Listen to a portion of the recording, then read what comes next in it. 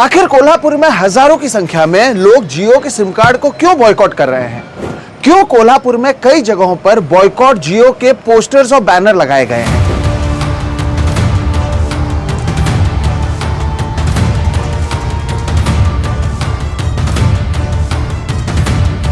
आखिर पुलिस को रिलायंस के पेट्रोल पंप के बाहर पुलिस सुरक्षा क्यों बढ़ानी पड़ी है?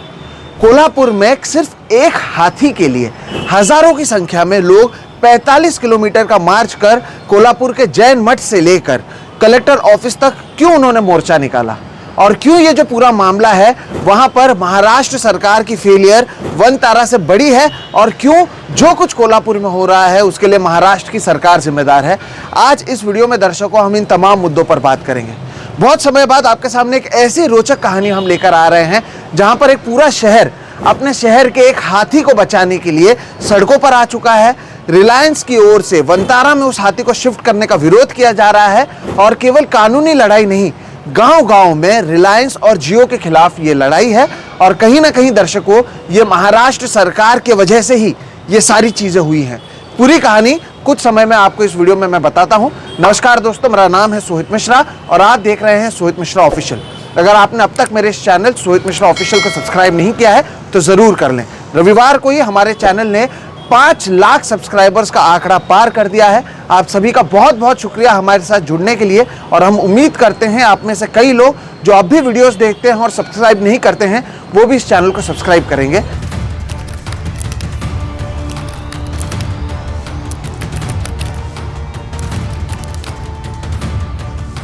दर्शकों, कोल्हापुर में पिछले 33 सालों से रहने वाली माधुरी उर्फ महादेवी हाथी, अचानक से उसे लेकर यह कहा जाता है कि ये जो हाथी है इसके लिए यहाँ पर सही से व्यवस्था मौजूद नहीं है। ये जो हाथी है इसे कोई और सुरक्षित स्थान पर ले जाने की ज़रूरत है और इसे वनतारा में ले जाने की ज़रूरत है। इसी से इस पूरे कहानी की शुरुआत होती है और इसी के बाद से लगातार इस हाथी को किस तरह से कोल्हापुर के जैन मठ, जहां पर वो पिछले 32 सालों से रह रही है, वहां से निकालने की प्रक्रिया शुरू होती है। मामले को अदालत में ले जाया जाता है। कई सारे वहां पर बातें की जाती हैं जो आधी सच हैं और आधी झूठ हैं। और इन तमाम चीज़ों के बाद इस हाथी को वनतारा में शिफ्ट किया जाता है। लेकिन तब से ही कोल्हापुर के हज़ारों लोग हर रोज़ इस हाथी को, माधुरी उर्फ महादेवी हाथी को फिर से लाने के लिए लगातार लड़ते जा रहे हैं। और आज आप इस पूरी कहानी को सुनिए, इस पूरी प्रक्रिया को समझिए। सरकार किस तरह से कुछ अपने उद्योगपति दोस्तों के लिए नियमों में बदलाव लाती है उसे भी हम बताएंगे, ताकि आपको समझ में आएगा कि ये जो खेल है ये कितना बड़ा है और कितने बड़े उद्योगपति के खिलाफ कोल्हापुर के लोग लगातार आंदोलन कर रहे हैं, लड़ रहे हैं, सड़कों से लेकर अदालत तक। इसकी शुरुआत दर्शकों होती है, एक संगठन है पेटा, PETA, जिसे people for ethical treatment of animals के नाम से जाना जाता है। पेटा जो है ये संगठन का काम होता है, ये लगातार जानवरों के लिए आवाज़ उठाते हैं। और पेटा की ओर से कहीं ना कहीं एक कंप्लेन फाइल की गई और इस कंप्लेन में कहा गया कि ये जो हाथी है माधुरी उर्फ महादेवी हाथी, उसे सही से यहाँ पर उसकी देख रेख नहीं हो रही है। She is being treated poorly. और ये कहते हुए कहीं ना कहीं इसके खिलाफ जैन मठ को कहा गया कि अब आप इस हाथी को अपने मठ से हटाइए और इसे हम वनतारा ले जाना चाहते हैं। लेकिन जब जैन मठ ने कहा कि नहीं, ये हम नहीं करने देंगे, तो यही जो पेटा के लोग हैं वो अदालत गए और अदालत में उन्होंने इस पूरे मामले को लड़ने की शुरुआत की। दर्शकों, यहाँ पर मैं आपको ऐसे बता दूँ शुरुआत में ही कि ऐसा नहीं है कि ये जो जैन मठ के लोग हैं या फिर जो कोल्हापुर के लोग हैं वो ऐसे ही एक दिन हाथी को उठाकर लाए और अपने यहाँ पर उन्होंने रख दिया। जैसे कि मैंने शुरुआत में ही कहा, 32-33 सालों से यह हाथी वहाँ पर मौजूद है। और जो जैन मठ है कोल्हापुर का, जहाँ पर आसपास के 750 गांव के लोग आते हैं, श्रद्धा का स्थान है, यह हाथी वहाँ पर इतने सालों से है। उनके पास इस हाथी की ओनरशिप सर्टिफिकेट भी मौजूद है वाइल्ड लाइफ प्रोटेक्शन एक्ट 1972 के आधार पर। यानी जो कानून है उसके आधार पर जो आपके पास सर्टिफिकेट होना चाहिए वो इनके पास मौजूद है। लगभग 1300 साल पुराना ये मठ है और वहाँ पर पिछले 400 सालों से हाथियों को रखने की परंपरा रही है। और माधुरी उर्फ महादेवी हाथी भी यहाँ पर पिछले 3 दशकों से ज़्यादा समय से मौजूद है। अब कहानी की शुरुआत दर्शकों होती है 2020-21 में, जब पेटा की ओर से इस मठ के कुछ अधिकारियों को, वहाँ के ट्रस्टीज़ को एक तरीके से बहलाकर फुसलाकर ये कहने की कोशिश की गई कि कह रहे आप यहाँ से हाथी को हटाइए और इस हाथी को हम ले जाएंगे और वनतारा नामक एक जगह बन रही है गुजरात में। अंबानी के जो बेटे हैं अनंत अंबानी, मुकेश अंबानी के बेटे, उनकी ओर से ये बनाया जा रहा है और हाथी को हम वहाँ पर रखेंगे।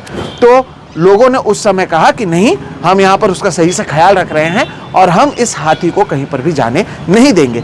ये हमारे श्रद्धा से जुड़ी हुई हाथी है, ये हमारे परंपराओं से जुड़ी हुई हाथी है, ये हमारे पूरे शहर पूरे ज़िले की हाथी है और किसी एक धर्म या एक परंपरा से जुड़ी हुई हाथी केवल ये नहीं है। हर धर्म के लोग इस हाथी के पास आते हैं और इस हाथी को कहीं ना कहीं अपने कल्चर का एक हिस्सा बना लिया गया है, ये लोगों की ओर से कहा गया। अब इसे लेकर जो खबरें सामने आई हैं और इंडी जर्नल की एक रिपोर्ट है, मैं चाहूँगा कि आपको अगर इसके बारे में पढ़ना है तो सबसे बेहतरीन रिपोर्ट जो है उसमें लिखी गई है इंडी जर्नल की ओर से, और उसमें बताया गया है कि उस समय कुछ लोगों ने, जो मठ के लोग हैं, उन्हें 2 करोड़ रुपए तक देने की ऑफर की गई, लालच दिया गया, घूस देने की कोशिश की गई। ये कहा गया कि आपके मठ में अगर नया बिल्डिंग बनाने की ज़रूरत है तो हम वो बनाकर दे देंगे। यहाँ तक कि जो राजू शेट्टी वहाँ के एक कद्दावर नेता हैं, उन्होंने भी कहा कि 2020-21 में कुछ लोग उनके पास आए थे और उन्होंने 2 करोड़ रुपए देने की कोशिश की गई थी। एक तरीके से उन्हें पैसे देने के लालच दिया गया था, लेकिन उनकी ओर से नहीं कहा गया। इन लोगों ने मना किया, जैन मठ के लोगों ने मना किया, कोल्हापुर के लोगों ने इस सब चीज़ के खिलाफ मना किया, जिसके बाद ये जो पूरा मामला है ये अदालत में गया और अदालत की ओर से एक हाई पावर्ड कमेटी, HPC जिसे कहा जाता है, उसे बनाया गया। और ये जो हाई पावर्ड कमेटी बनाया गया, उसकी जो इसे बनाया इसलिए गया था जिसके ज़रिए ये इस पूरे मामले की जांच करे, वो पता लगाए कि आखिर क्या सही है, क्या गलत है, क्या वाकई हाथी के लिए जो वहाँ पर ज़रूरी चीज़ें होनी चाहिए वो है या नहीं है। इन तमाम चीज़ों के लिए एक हाई पावर्ड कमेटी दर्शकों यहाँ पर बनाया गया, जिन्होंने जांच शुरू की इस पूरे मामले की। और जो जानकारी सामने आई है, ये जो HPC बनाई गई थी, वो जब वहाँ पर गए तो उनके रिपोर्ट में ऐसा आया कि जो हाथी है इसकी तबीयत सही है और इसकी तबीयत में कोई परेशानी नहीं है। इन्होंने जैन मठ को केवल एक सुझाव दिया कि जिस जगह पर आप इस हाथी को रखते हैं वहाँ पर नीचे जो है कंक्रीट यानी सीमेंट का फ्लोर है, जबकि हाथी के लिए सॉइल, मिट्टी ज़रूरी होती है, नहीं तो उसके पैर पर इसका असर पड़ता है। और जैसे ही ये सुझाव दिया गया था, वहाँ के लोगों ने वहाँ पर मिट्टी डालनी शुरू की ताकि जो भी हाथी को ज़रूरी चीज़ें हैं वो उन्हें मिल सके। याद रखिएगा, जो जो सुझाव दिए गए थे उन तमाम सुझावों पर काम किया गया और उस हाथी को वहाँ पर रखा गया। लेकिन फिर पेटा की ओर से आगे जाकर ये कहा गया कि ये जो हाथी होती है ये एक सोशल एनिमल होती है, यानी उन्हें और दूसरे हाथियों की ज़रूरत पड़ती है आसपास। ये एक सामाजिक जानवर है और इसलिए क्योंकि ये अकेले यहाँ पर रह रही है तो इसलिए इसे कहीं पर शिफ्ट करने की ज़रूरत है। और यहीं पर जो महाराष्ट्र सरकार की हाई पावर्ड कमेटी थी नागपुर की, उन्होंने कहीं ना कहीं पेटा का साथ दिया। उनकी ओर से कहा गया कि हाँ, इस हाथी को शिफ्ट करने की ज़रूरत है। और वापस सुनिए, महाराष्ट्र सरकार की ओर से जो कमेटी थी उनके ही फैसले के बाद इस हाथी को कहीं ना कहीं वनतारा शिफ्ट करने की कोशिश की गई। हाईकोर्ट के बाद ये मामला सुप्रीम कोर्ट में गया। महाराष्ट्र सरकार ने एक बार फिर से ऐसे ही अपना एक स्टैंड रखा, जिसके बाद इस हाथी को शिफ्ट किया जाने लगा। दर्शकों, जिस दिन इस हाथी को कोल्हापुर से ले जाया जा रहा था, जो तस्वीरें सामने आई है, लोग भावुक हो गए थे, लोग रोने लगे थे, लोग सड़कों पर आ गए थे और बहुत ही भावुक होकर लोगों ने इसे शिफ्ट किया। लेकिन तब भी जो है लोगों की ओर से लगातार ये लड़ाई जारी है और लोग कहीं ना कहीं कह रहे हैं कि क्या आपको केवल वनतारा ही एक जगह मिली शिफ्ट करने के लिए? क्या महाराष्ट्र में अगर आप कह रहे हैं कि एक सोशल एनिमल है, उसे दूसरे जानवरों की ज़रूरत पड़ती है, तो क्या महाराष्ट्र में कोई वाइल्ड लाइफ एरिया नहीं है जहाँ पर इसे ले जाया जाता था? गांव वालों का ये भी कहना है कि समय समय पर वो दूसरे हाथियों को यहाँ पर लाते थे जब त्योहार होती थी, ताकि जो सोशल एनिमल की बात की जा रही है उसकी भी कोशिश उनकी ओर से की जाती थी। लेकिन केवल वनतारा ही क्या एक जगह मौजूद है जिसे कई लोगों ने एक प्राइवेट जू कहा है, वहाँ पर आप ले जा रहे हैं? आप यहाँ पर जहाँ पर जैन मठ में रखा गया था उसे आप कहते हैं कि प्राइवेट जगह है, यहाँ पर रखा गया है, उसकी देखभाल नहीं की जा रही है। लेकिन आप ले जा रहे हैं एक दूसरी जगह पर जो भी एक प्राइवेट जू है, बस वो एक अमीर आदमी का है जिसके पास कई संसाधन मौजूद हैं और वो आदमी जो चाहेगा क्या उसी तरह से ये सारी चीज़ें होंगी? इसी का विरोध कहीं ना कहीं लोग करने लगे और तब से जो जियो है उसे लेकर वहाँ पर बॉयकॉट शुरू हुआ। पहले भी हमने देखा है, चाहे नॉर्थ ईस्ट हो भारत में या दूसरे राज्य हो, हर चीज़ गुजरात में वनतारा में क्यों जाएगी? कई जानवरों को वनतारा क्यों ले जाया जाएगा? कर्नाटक में कई जगहों पर ऐसे एलिफेंट रिजर्व्स हैं, दूसरे जगहों पर ऐसे रिजर्व्स हैं, हर चीज़ अंबानी के बेटे के पास क्यों जाएगी? इसी को लेकर कहीं ना कहीं लोगों ने विरोध किया और तब से ये जो मामला है दर्शकों ये बड़ा होते हुए नजर आ रहा है। गांव वालों का ये भी कहना है कि अगर आप हमें रिकमेंडेशन देते कि ये चीज़ों की ज़रूरत है हम खुद कर लेते।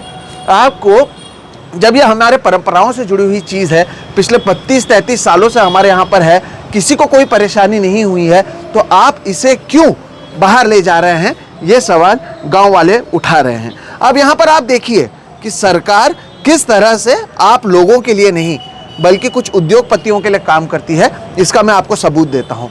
ये जैन धर्म के लोग हैं, धार्मिक होते हैं, नरेंद्र मोदी हमेशा धर्म की बात करते हैं, लगातार बड़ी बड़ी बातें उनकी ओर से की जाती है, लेकिन सच्चाई दर्शकों यह है कि ये किसी धर्म को लिए नहीं, कुछ 4-5 उद्योगपतियों के लिए काम करते हैं। और इसलिए साल 2024 में मिनिस्ट्री ऑफ एनवायरनमेंट की ओर से एक जो नियम है बनाया गया, जिसका नाम रखा गया कैप्टिव एलिफेंट रूल्स 2024, और इसके आधार पर कहीं ना कहीं जो नियम है उसे इतने सरल किए गए या इतने आसान किए गए जिसके ज़रिए हाथियों को एक राज्य से दूसरे राज्य में शिफ्ट किया जा सकता है। ये वही समय है जब हमने नरेंद्र मोदी को देखा है वनतारा घूमते हुए, तस्वीरें खिंचाते हुए, कई सारे टीवी के एंकर्स को हाथियों के खिचड़ी खाते हुए हमने देखा, एक पूरा पीआर देखा, कैसे एक उद्योगपति के बेटे की शादी के बाद एक प्राइवेट जू में तमाम अरबपति लोगों को घूमते हुए देखा। और उसी समय भारत सरकार की ओर से नियमों में भी बदलाव किए जाते हैं ताकि हाथियों को एक राज्य से दूसरे राज्य आराम से शिफ्ट किया जा सके। और जो इंडी जर्नल की मैंने स्टोरी की बात आपके सामने की थी, उस इंडी जर्नल में भी कहीं ना कहीं उन्होंने लिखा है कि गांव वाले हमेशा से इस हाथी के लिए जो फॉडर होता है, जो चारा होता है, वो अरेंज करते थे। इसके साथ ही साथ हर बुधवार को तमाम गाँव के लोग, एक बाजार में यह हाथी जाती थी, देखिए कितने ये जुड़ी हुई हाथी थी इस पूरे शहर से, वहाँ के गांव के लोगों से, कि बुधवार को वहाँ पर बाजार लगता था, हाथी को उस बाजार से ले जाया जाता था और लोग लगातार उस हाथी को कहीं ना कहीं खिलाते पिलाते थे, अपनी ओर से कोई फल, कोई फूल, कोई जो जो चीज़ें देना चाहता था वो हर बुधवार को किया जाता था। 2010 से हर 6 महीने में एक स्पेशलिस्ट डॉक्टर आकर इस पूरे हाथी को जांच किया जाता था, हाथी में क्या कम है, क्या ज़्यादा है, क्या उसे किसी चीज़ की ज़रूरत है। ये सारी चीज़ें भी मठ की ओर से मेंटेन की गई चीज़ है, लेकिन इसके बावजूद इस हाथी को कहीं ना कहीं दर्शकों शिफ्ट किया गया। अब क्योंकि लगातार जियो का वनतारा के खिलाफ यहाँ पर आंदोलन किया जा रहा है, लोग मुद्दा बना रहे थे, तो वनतारा की ओर से एक बयान भी जारी किया गया। उनका कहना है कि भाई हमने नहीं कहा कि आप हाथी को हमारे यहाँ पर शिफ्ट कीजिए, किसी तीसरे यानी पेटा की ओर से ये कहीं ना कहीं ये पूरा मुद्दा उठाया गया था, जिसके बाद अदालत के फैसले के बाद ये जो पूरा हाथी है इसे वनतारा लाया गया है। उन्होंने एक वीडियो भी पोस्ट किया है कि वहाँ पर ये जो हाथी है उसे किस तरह से रखा जा रहा है, किस तरह से ख्याल रखा जा रहा है। लेकिन अब ये मामला दर्शकों बड़ा बन चुका है। अब यहाँ पर आपको ये भी देखने की ज़रूरत है कि लाखों की संख्या में लोग इसका विरोध कर रहे हैं और इसका दबाव अब सरकार पर आ चुका है। इसलिए आप पाएंगे कि कांग्रेस से सतेज पाटिल हों या फिर राजू शेट्टी, वहाँ के जो स्थानीय नेता हैं, कांग्रेस से सतेज पाटिल का नाम मैंने लिया, ये तो लगातार आवाज़ उठा रहे थे, लेकिन अब इस दबाव के बाद महायुति के जो लोग हैं, यानी जो सत्ता में मौजूद लोग हैं, उन पर भी दबाव उठता हुआ नजर आ रहा है। धैर्यशील माने से लेकर प्रकाश अबिटकर तक हर कोई आप कह रहे हैं कि नहीं हम इस मुद्दे को उठाएंगे और हम देखेंगे कि किस तरह से हाथी को फिर से लाया जाए, हम वनतारा से बात करेंगे। लेकिन सच्चाई दर्शकों, जैसे कि मैंने शुरुआत में कहा, यह हाई पावर्ड कमेटी की ओर से जो फैसला लिया गया, ये सरकार की ओर से ही लिया गया, महाराष्ट्र सरकार की ओर से लिया गया। अब क्योंकि ये उनके खिलाफ जा रहा है तो एक फेस सेविंग करने की कोशिश उनकी ओर से की जा रही है और ये जो पूरा फेलियर है ये महाराष्ट्र सरकार का फेलियर है। अब इसे कई रुख पर लड़ा जा रहा है, लोग सड़कों पर आए हुए हैं, लोग भावुक हैं, लोग तमाम जगहों पर इस मुद्दे को उठा रहे हैं। इसके साथ ही साथ अदालत में किस तरह से चैलेंज किया जाए इसे लेकर सोचा जा रहा है। लेकिन अगर वाकई महाराष्ट्र की सरकार इसे लेकर गंभीर है, क्योंकि आपकी ओर से ये रेकमेंड किया गया था कि इसे वनतारा भेजा जाए, आपको एक स्टैंड सुप्रीम कोर्ट में आकर लेना होगा महाराष्ट्र सरकार के इस कमेटी को कि नहीं, वहाँ पर हम अरेंजमेंट कर सकते हैं और वहीं पर इसका ख्याल रखा जा सकता है। वो जब तक नहीं होगा दर्शकों, ये जो लोग हैं, जो भावुक हैं, वो लगातार सड़कों पर हैं।